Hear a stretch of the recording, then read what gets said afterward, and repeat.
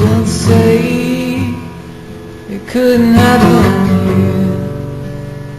You hear nothing, and those who speak out, they disappear.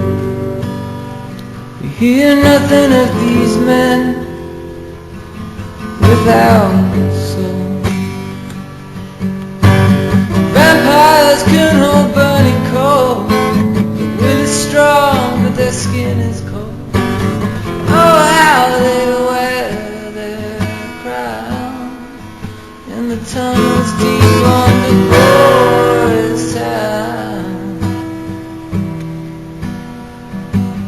Well, the end to them justifies them,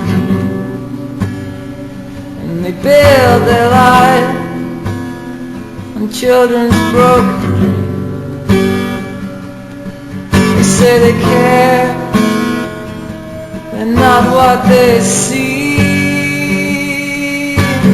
Vampires can hold burning coal. The will is strong, but their skin is cold.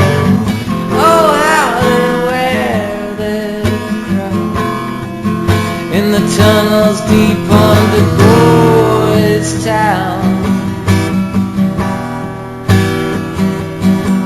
Well, they're on the edge of Boys Town, and they're circling above the law. Well, Christ knows what they feel inside, if they feel anything at all. But their backs now, they are broken, or will the word get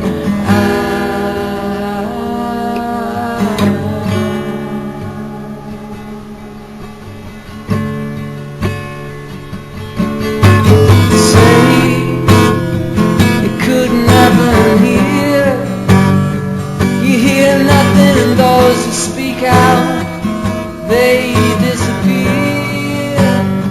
You read nothing but these men. There are two key elements in this story that I think most of you in this room will recognise straight away.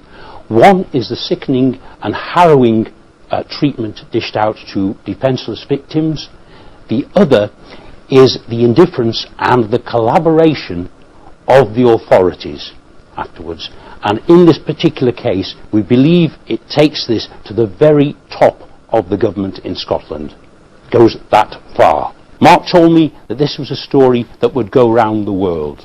He said, this is one of the worst stories I've ever heard, but I know there are other cases in Scotland concerning paedophilia that we're looking into as well. And of course the level of corruption by the authorities made this doubly appalling.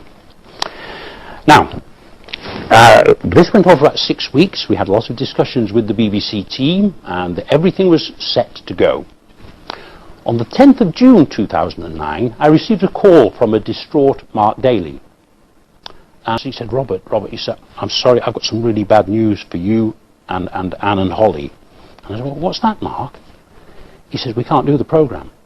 I said, what do you mean you can't do the programme? You said, you even got in writing that you're going to do the programme. Well, how can it be? He says, I can't talk about it, he says, but we were threatened. We've been told we cannot not only do Hollie's story, but we can actually do no more investigations into any stories concerning paedophilia in Scotland. If we do, we will be sacked. The three of us, that is Mark Daly, Cathy Long from BBC Radio Scotland, and Liam McDougall of Panorama. We will be sacked. I said, Mark, you can't allow this to happen. He said, well, we fought our corner. He said, we believe the story. It's absolutely 100%. But that is what we were told.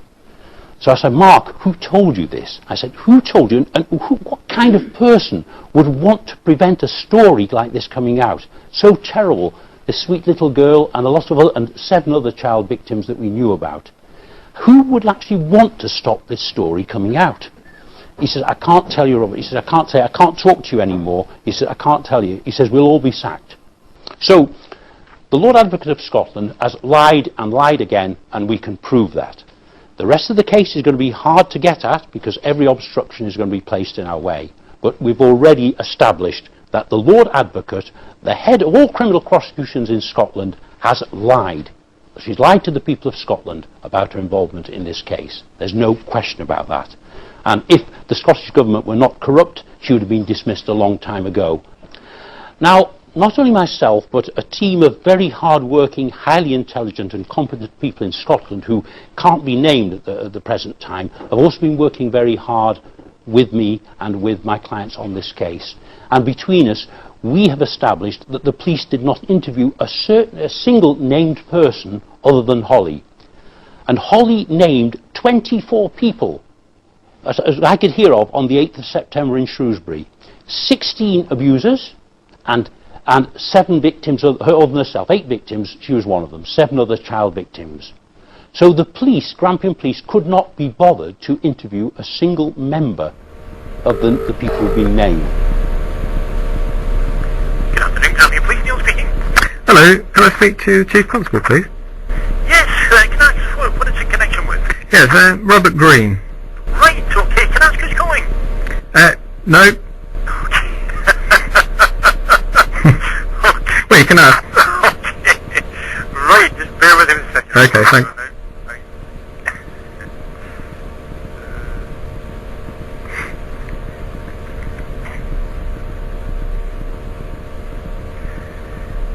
Yeah, I've got a statement to read to you then. Oh, okay. It is that I'll provide the following information to you. Once the information has been provided, the call will be terminated.